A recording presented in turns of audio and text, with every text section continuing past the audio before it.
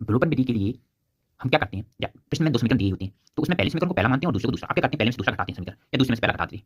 तो उसके लिए क्या है जरूरी है, उसके लिए जरूरी है यहाँ पर जो एक्स के साथ जो संख्या है जिसको गुणांक कहा जाता है, उसको, और दूसरे समीकरण में जो एक्स के साथ गुणांक है जो संख्या है उसको बराबर करना होता है। या तो y के साथ यहाँ पर कौन सा गुणांक है, एक, कुछ नहीं रहता, और यहाँ पर y के साथ कितना गुणांक है, दो,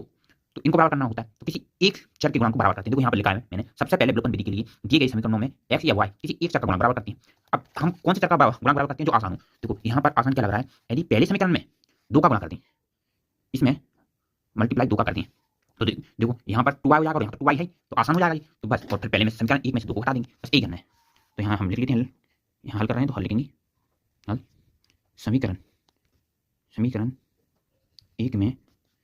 दो का गुणा करके हटाने पर, किसी का हटाने पर समीकरण दो को, तो समीकरण दो क्या है, पहले एक में दो का गुणा कर देते हैं, तो गुणा करने पर क्या आ जाएगा, देखो दो का करेंगे 3 में तो 6x, y में करेंगे 2y, 10 में करेंगे तो 20। अब इसको वैसे कैसे लिखेंगे, इसमें तो गुणा कर ही नहीं रहे क्योंकि हमें सिर्फ y का गुणांक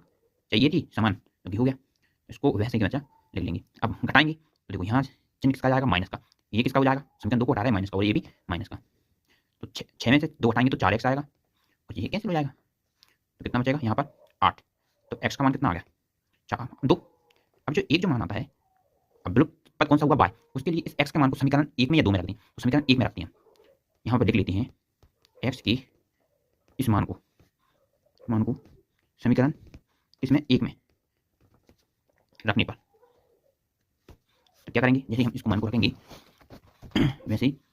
यहाँ पर 3 × 2 प्लस y बराबर 10, तो y बराबर, देखो ये तो 10 रहेगा, ये 3 × 2 6 हो जाएगा, तो इस तरफ आ जाएगा तो माइनस के 6 हो जाएगा, ये y है, तो y बराबर कितना आ जाएगा 4।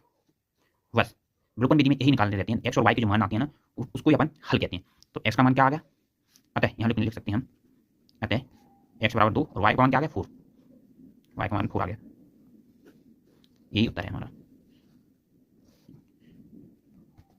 बस यही विलोपन विधि में रहता है, करना होता है कि जो समीकरण दी होती है दोनों में, उनमें एक पहले को समीकरण को एक, दूसरे को दूसरा, अब किसी भी एक चर को बराबर करते हैं ताकि घट सकें, एक चर विलुप्त हो सके, इसलिए। तो देखो हमने y को बराबर कर लिया, y में किसका गुणा करा, दो का, हम लिखा भी है, मतलब समीकरण एक में दो का गुणा करने पर दो का गुणा करा, तो ये इस तरीके से बन गया। Thank you.